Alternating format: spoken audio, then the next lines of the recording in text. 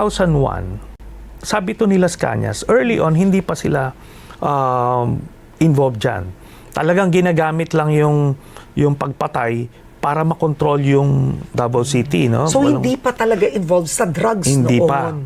Until nung 2001, when he narrowly lost doon sa kay then Mayor de Guzman, he was returning from Congress. Kailangan niya ng pera, pumasok itong grupo nila Michael Yang. So, because of that, indebted na siya sa triad ito. So ngayon, he needed to protect it kasi parang, ito na ginagamit niya yung pera to accumulate power. Hindi naman siya yung typical na materialistic na bumibili ng mga bahay. That's another thing. Interesting.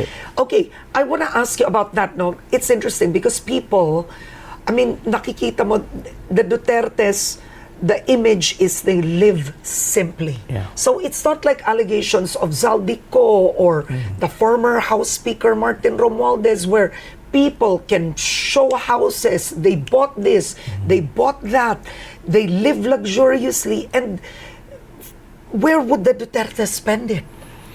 Si Duterte, ginagamit niya ito to accumulate power. Yun, ginagamit niya sa election to keep other sectors at bay, kino-co-op niya sa media, sa PNP, lahat, para in-power siya. Yun yung high niya That's his high. So it's not really material things per se? Yes, pero meron din siya. Ano? So, ang uncover namin, yung mga private jet or helicopter na binibili ni Kibuloy, sa kanya yon kay Duterte. Kasi pag titignan mo, mas madalas pa siyang gumamit kaysa doon sa true owner.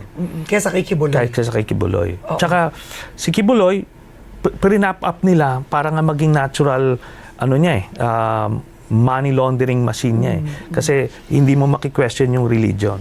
But then, pag titignan mo yung church ni Kibuloy, it doesn't have the capacity to raise that amount of money.